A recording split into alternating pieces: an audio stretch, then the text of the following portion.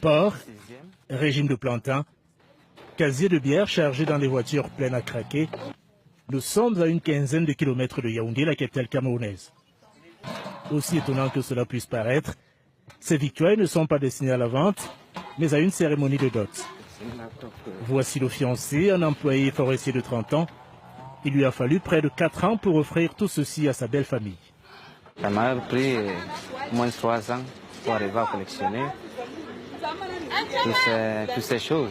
À peu près ça a coûté 2 500 000. 2 500 000 francs CFA, près de 4 000 euros, dans un pays où le salaire minimum est de 36 000 francs CFA, soit 54 euros. Une dizaine de kilomètres plus loin, nous voici dans la concession de la belle famille. Ça, c'est mon beau-père, hein? Le futur gendre et surtout sa dot reçoivent un accueil chaleureux.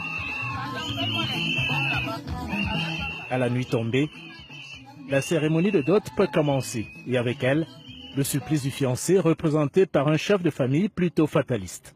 La loi au Cameroun nous dit qu'on ne doit pas doter une femme à plus d'1,5 million. Peu importe, quand tu es fier de ce que tu as, même si ça arrive à 4 ou 5 millions, tu peux quand même faire. Après quelques passes d'armes,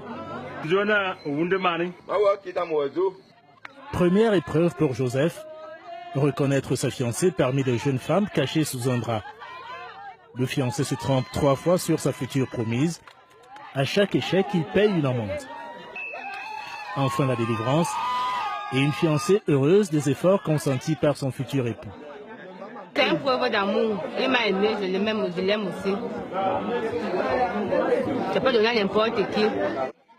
Après une ultime vérification de la liste demandée, enfin détendu, le chef de famille de la fiancée peut justifier la pratique de la dot. C'est symbolique chez nous, les petits, que la famille, tout le monde sache que cette fois-ci, la fille, s'il ne t'appartient plus, ça appartient déjà à une autre famille. Au final, Joseph, qui a célébré le mariage civil 48 heures après la dot, aura dépensé plus de 4 millions de francs CFA pour vivre pleinement son idylle avec sa compagne de 10 ans.